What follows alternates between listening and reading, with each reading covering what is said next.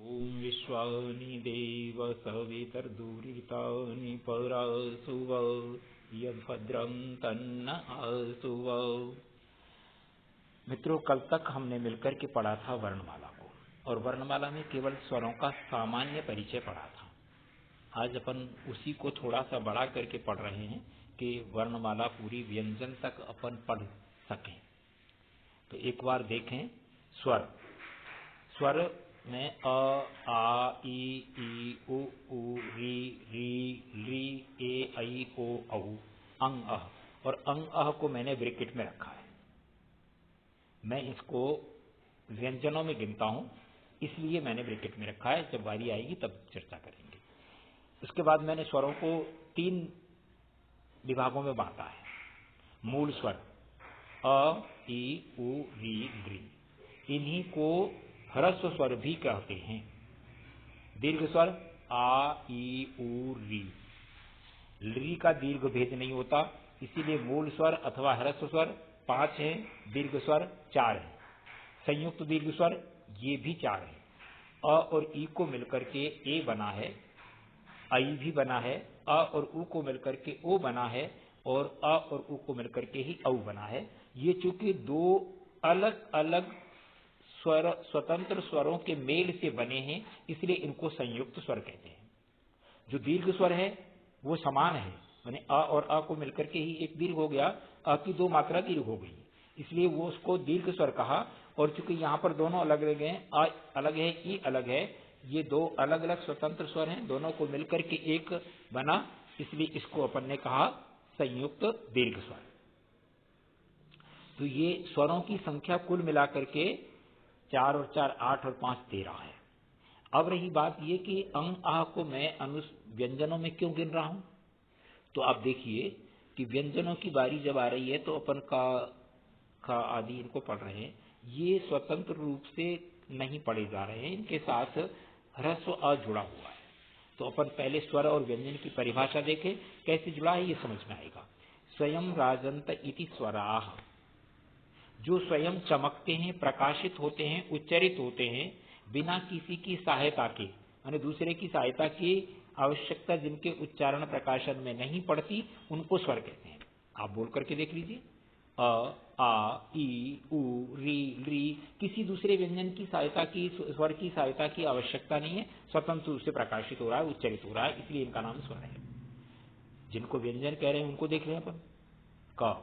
का के साथ अपन को अ की ध्वनि सुनाई दे रही है, इसका मतलब है कि बिना अ के व्यंजन उच्चरित और लिखित नहीं हो रहा। अब प्रत्येक जो व्यंजन लिखे ना उनमें ह्रस्व अ जुड़ा हुआ है।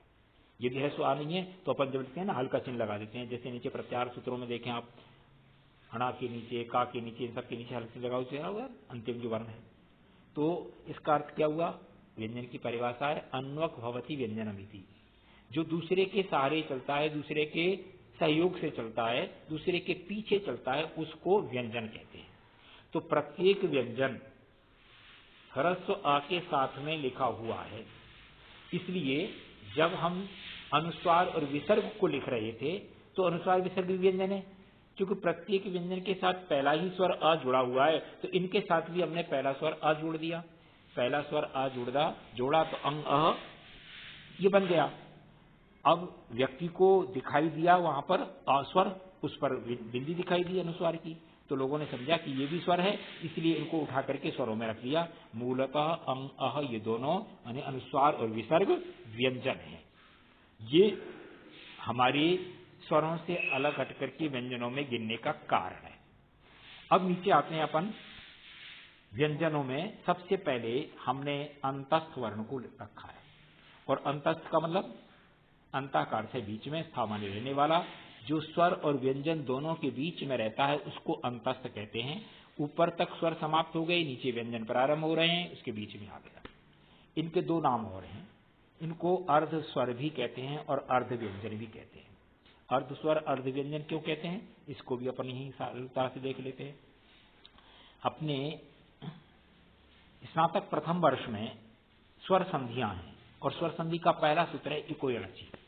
इक के स्थान पर यण होता है, तो इक क्या है, इक में ई उ री है, उनके स्थान पर क्या हो रहा है, या वाराला हो रहा है। तो स्वर की जगह पर आने के कारण से इनको अर्ध स्वर, और एक सूत्र और आता है जो आगे चल करके आएगा, यण, वो है एक यणा संप्रसारण, कि यण के स्थान पर एक होता है उसको संप्रसारण कहते हैं। तो यण है या वा रा ला, उसके स्थान पर ई उ होता है, इसलिए इनका नाम अर्ध स्वर और अर्ध व्यंजन है। ये मूल कारण है। अब देखो एक चीज और इसमें देख लो, अंतस्थ में हम जब पढ़ रहे हैं तो हमने या वा रा ला लिखा है, आप लोग जब पढ़ रहे हैं उसको भी हमने ब्रैकेट में लिख रखा है या रा ला वा। हमारी दृष्टि में मूलतः या वा रा ला होना चाहिए, या रा ला वा ला हिंदी में चल पड़ा है, ठीक है। और क्यों होना चाहिए, इसका कारण भी है कि इकोयणची सूत्र में क्रम में ई उ री ली है, और इसके स्थान पर क्रम से होगा तो या वा रा ला ही होगा, इसलिए ये।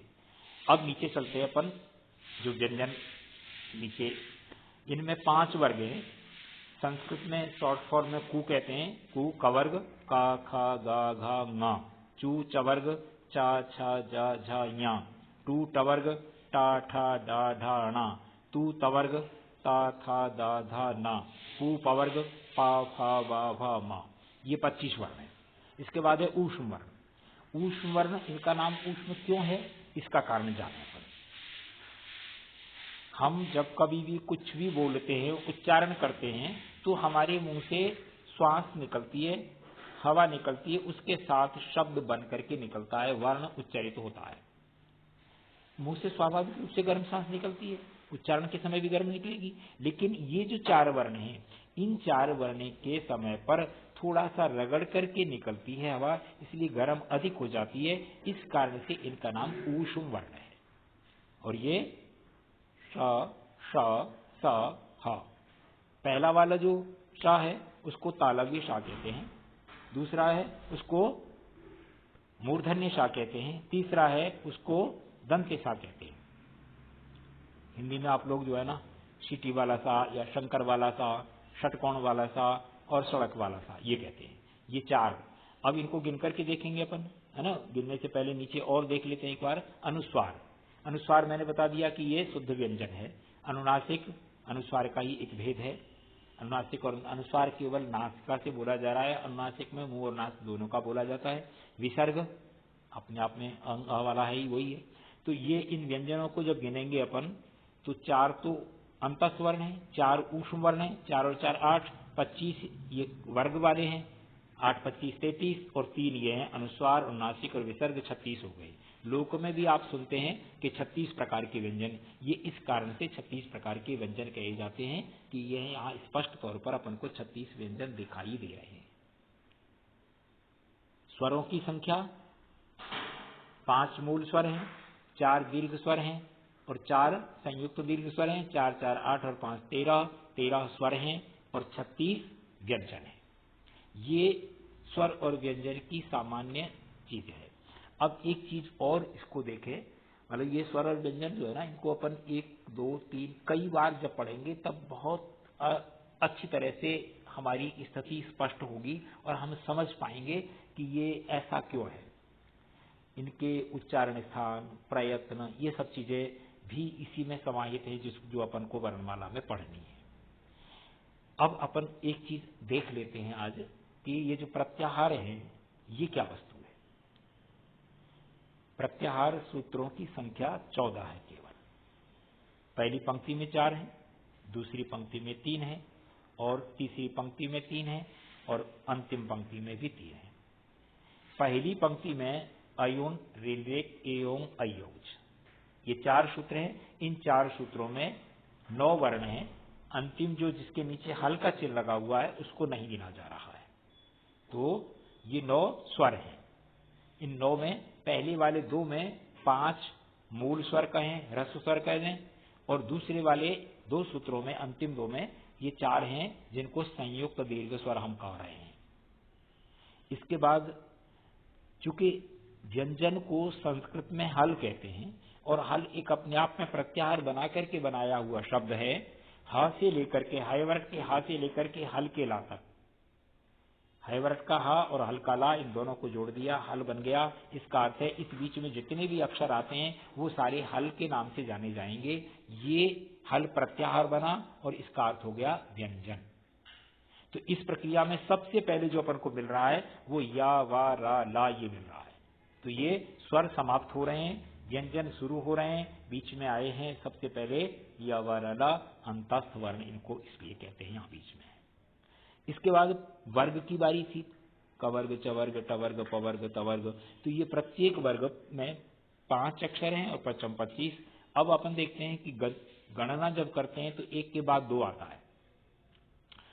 इस क्रम से 2, 3, 4, 5 ये क्रम चलता है। अगर उल्टा गिनने लगे तो 5 के बाद 4 आएगा, 4 के बाद 3, 3 के बाद 2, 2 के बाद 1। तो अपन क्रम की दृष्टि से देखते हैं कि प्रत्येक वर्ग का 5वां अक्षर अपन को इस सूत्र में दिखाई दे रहा है, यम गणनम। और 5 के बाद 4 आता है। प्रत्येक वर्ग का चौथा अक्षर झ, भ, घ, ढ, ध ये चौथा अक्षर। प्रत्येक वर्ग का तीसरा अक्षर ज, ब, ग, ड, ध। प्रत्येक वर्ग का दूसरा अक्षर ख, फ, छ, ठ, थ। इसी में आगे 3 और हैं और आगे वाला सूत्र मिलकर के प्रत्येक वर्ग का पहला अक्षर च, ट, त, क, प और उसके बाद अंत में ऊष्म वर्ण है श, श, स, ह। ये प्रत्याहार सूत्रों के साथ मिलकर के बनी हुई एक स्थिति है। इसको अब अपन मिलकर के आज यहां तक पढ़ पाए हैं। कल एक बार वर्णमाला ही वापस पढ़ेंगे, ह्रस्व दीर्घ के कारणों को और जो चीजें हैं उनको पढ़ेंगे। धन्यवाद।